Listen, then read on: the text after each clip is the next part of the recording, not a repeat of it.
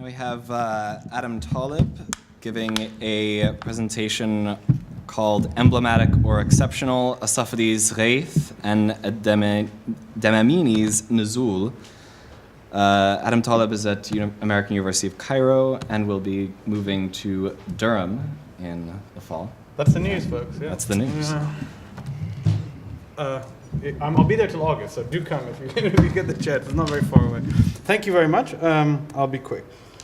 So before I begin, allow me to thank the organizers, John, Marlis, Antonella, and Frederic, for planning this excellent conference.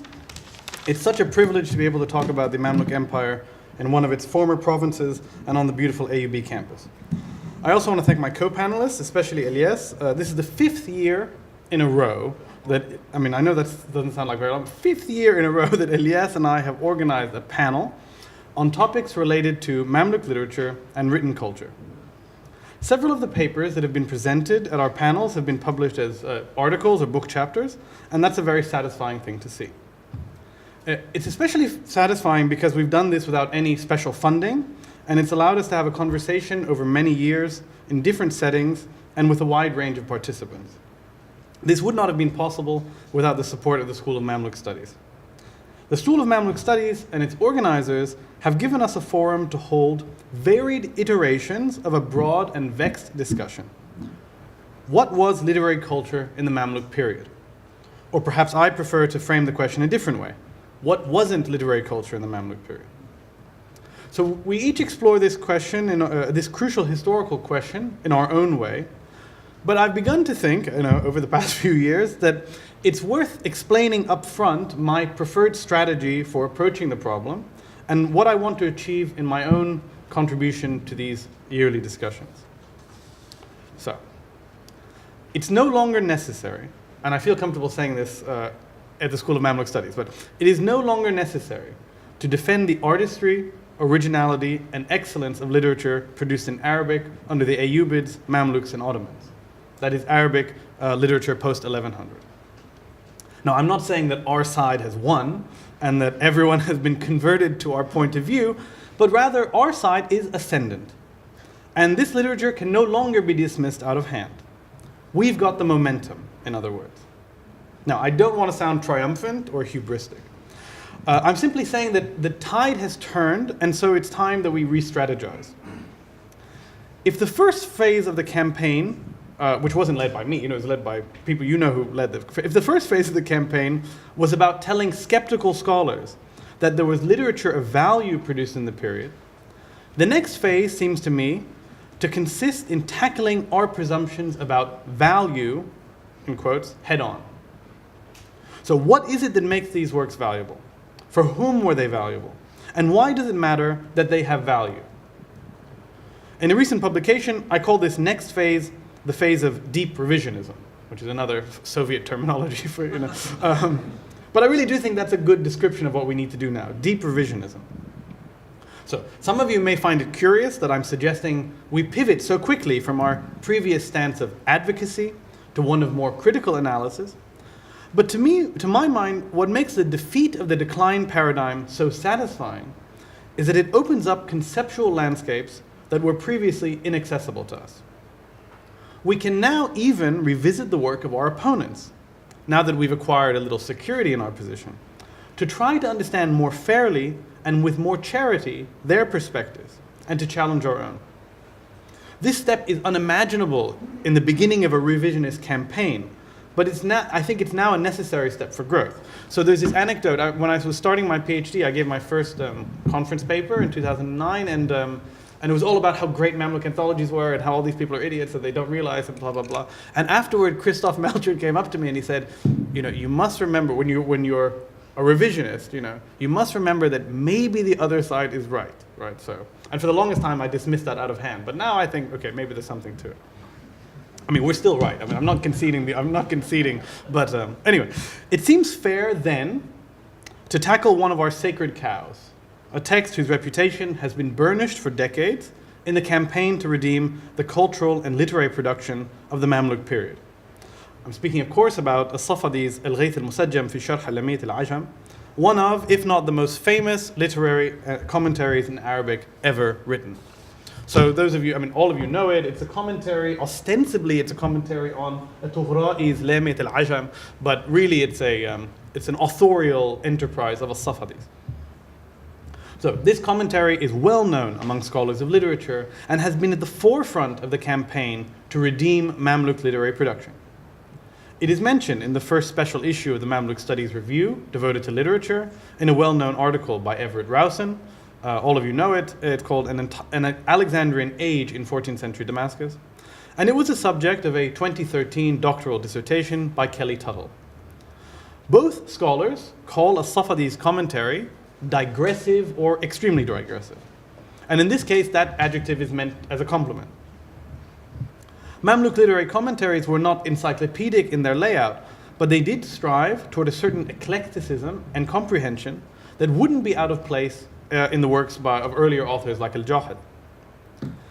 Eclecticism and multidisciplinarity, or drawing from many fields of learning, are not the only things that make this and other Mamluk era commentaries interesting, however. Scholars have also become interested recently in the implicit canon making and explicit intertextual properties of literary commentaries. So, literary commentaries are no longer inert works, but productive laboratories for reception history. They're also, and I'm channeling the party line here, indicative of something special in the Mamluk literary zeitgeist. This argument is well known to you all, so I'd like to present the case against the genius of al-Safadi's literary commentary, one of our acknowledged masterpieces. So I should say this is not my own personal critique of al-Safadi's text. I don't know the text well enough to present such a critique, and in general, the criticism of pre-modern texts is not something I'm interested in. Rather, I'm interested in the work by one of al-Safadi's near contemporaries. I'm holding up the edition here so you can see. Badruddin ad-Damini. Ad-Damini was born in Alexandria in 1361 or 62 to a family of scholars, some of whom he actually studied with, and that's, his mashayikh and all this stuff is well attested in the Sakhawi's biographical dictionary. He led a varied and interesting career, working as a religious scholar, government administrator, khatib, and even managing a sewing workshop, before he moved to the Deccan in India, where he died in 1424. And I think this afternoon, Christopher Ball is going to speak more about the Indian side of his career. So ad-Damini was born a year before al-Safadi's death, and in addition to Safadi's famous commentary, he wrote works commenting or abridging more famous works by the grammarians Ibn Hisham and Ibn Malik, the literateur Shihab al-Khazraji, as well as ad-Damini's Kitab al-Haywan al-Kubra or something. I can't remember the name of it. Kitab al-Haywan al-Kubra? Yes, yeah, okay. So ad-Damini was a well-regarded scholar in his day. But of course, as with many authors of the Mamluk period, he has been mostly forgotten by modern scholarship. He is notable perhaps only for having written commentaries on more famous works, and for criticizing one of the acknowledged masterpieces of Mamluk literary production. So this is a vague idea of the works he wrote. He wrote Nuzu al-Ghayth, which I'm talking about, but also commentaries on Mughni al-Labib and Tasheel al-Fawaid. There's an anthology of his wine poetry in Berlin, which I haven't seen, but I hope to see in July, and abridgment of ad-Damini's book, as well as works on prosody, hadith, history, etc., etc.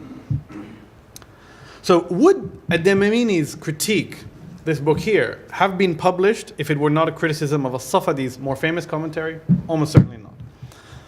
But what was it that led ad-Damini to criticize al-Safadi's zeitgeist-defining work, and what can revisionists like us learn from him? In his introduction, ad-Damini says that it was al-Safadi's linguistic errors that caused him to respond to the work in a work of his own.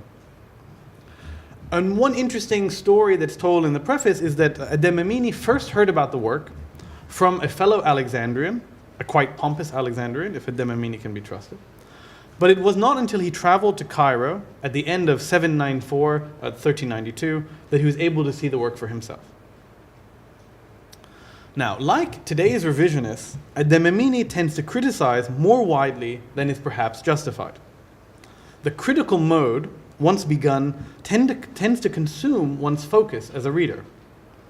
So, for example, ad-Damini begins his complaint by saying that al-Safadi is wrong to say that Lamiyat al-Ajam is a fitting allusion to the poem's pre-Islamic predecessor, you all know, Lamiyat al-Arab by Shanfara, Because ad-Damini explains non-Arabs lack the eloquence to be compared to a work as accomplished as a shanfara. So, the idea that ujm is the opposite of fasaha, and how can you make this comparison, etc.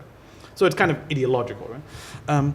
Nevertheless, the bulk of ad-Damini's criticism is less ideological. He criticizes as-Safadi's explanations of poetic meter, and you note that he was an expert on poetic meter, and arud, and morphology, as well as as-Safadi's suggestions for how the rhetorical features of at-Tughra'i's poem could be improved. Two things are striking about this work, but neither of them are particularly surprising. One, ad-Damini follows the order of as-Safadi's commentary, which in turn follows the order of at-Tughra'i's poem. So there's no attempt here at a different systematic form of attacking as-Safadi, like you might do today, right? I mean, when we write book reviews today, we're bitchy, and then we have that long list of errata. It's a different kind of way of doing it. Okay. It makes intuitive sense that a work that functions here like an errata, which Matthew mentioned, istidrak work, would follow the original work, order of the work it criticizes. One assumes that the author would have imagined his work, I assume anyway, one assumes the author would have imagined his work being read side by side with as-Safadi's, but the copious quotations from as-Safadi actually obviate this need for comparing the two works. The second thing that's perhaps most interesting for us today is that ad-Damini's criticisms are, for lack of a better word, grammatical criticism, right? Linguistic criticisms. So this shouldn't come as a surprise. We know from biographies about ad-Damini and from the list of works he published that he was most concerned with grammar as a scholarly discipline. So why wouldn't he, in that case, want to correct the errors of as-Safadi and assert his own mastery of the subject? And that's certainly the bulk of the book. The majority of the book is a quite narrowly argued grammatical correction of as-Safadi. But we find ad-Damini also criticizing as-Safadi for misinterpreting certain poetic verses. Right? And the interesting thing here for us is that these misinterpretations or creative interpretations of as-Safadi's are often, for modern scholars, the most entertaining and engaging part of as-Safadi's discursive interpretive style. So ad-Damini is, for lack of a better word, a far more literal-minded scholar, and yet because of the accidental overlap of our literary tastes and as-Safadi's habits as a commentator, we cannot help but feel when we read him, ad-Damini in this case, that he is somehow more old-fashioned, that his aims are trivial and his method obsolete. As-Safadi is a curator. This is using the hip word, right? As-Safadi is a curator, a digressive, inventive, and creative author who transformed one of the most predictable genres of classical Arabic literature into a vehicle for innovation and artistry, or authorship, right? In this way, he represents an entire epoch of literary production and taste. Ad-Damini, with his emphasis on grammatical rigor and down-to-earth interpretation, seems not to be in on the joke. He is himself marginal, his scholarship obscure, and his outlook narrow. But there's no question that ad-Damini was trying to accomplish something in this extended work of criticism. He wasn't trying to caricature himself as a boring old grammarian whose narrow criticisms would only further enhance as-Safadi's reputation as an era-defining genius. Yet when we read ad-Damini criticizing as-Safadi for minor sins, like, in one instance, using the word sa'ir to mean an entire group rather than the rest of the group, we cannot help but pity him a little bit for his hidebound character. And this dichotomy is not unfamiliar to us, right? We have this tension between inventive literary critics as scholars and kind of philologists who say, well, you can't actually interpret it that way because of this reason, right? So that dichotomy is perennial, it seems. It's reasonable to assume that ad-Damini could have taught this work in a learning circle. After all, the presumption is that the commentary genre itself emerges from that kind of metatextual setting. And that being said, we know that one of the manuscripts preserves a colophon in which the author, a colophon of the autograph manuscript, in which the author says that he himself finished writing the text on 19 Rabi' al-Awwal 795, that is in 393, when he was close to the same age I am today. So what does scholarship, and here I mean specifically our scholarship, a critical revisionist scholarship, do with a work like ad-Damini's?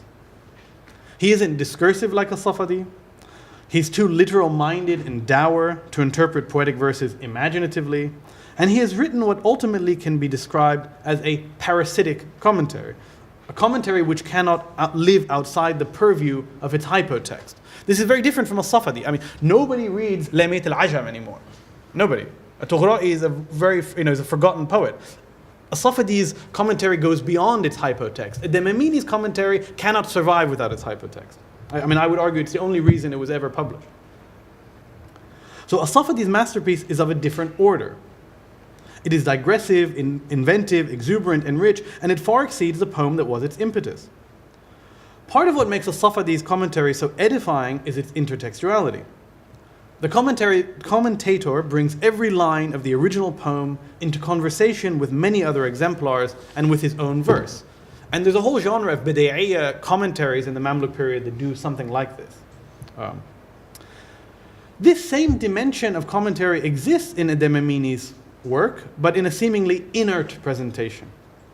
In a recent article on commentaries on al-Hariri's Maqamat, my co-panelist Matthew Keegan writes that commentaries, and I quote, are more than a series of erudite notes that elucidate the text, and their rhetorical strategies deserve serious examination, not as an elucidation of what the author actually meant, but as creative, even authorial acts that attempt to situate the text in new ways. End quote. This is a brilliant point, and it deserves repeating at least once a day. But I'm not sure it actually holds here.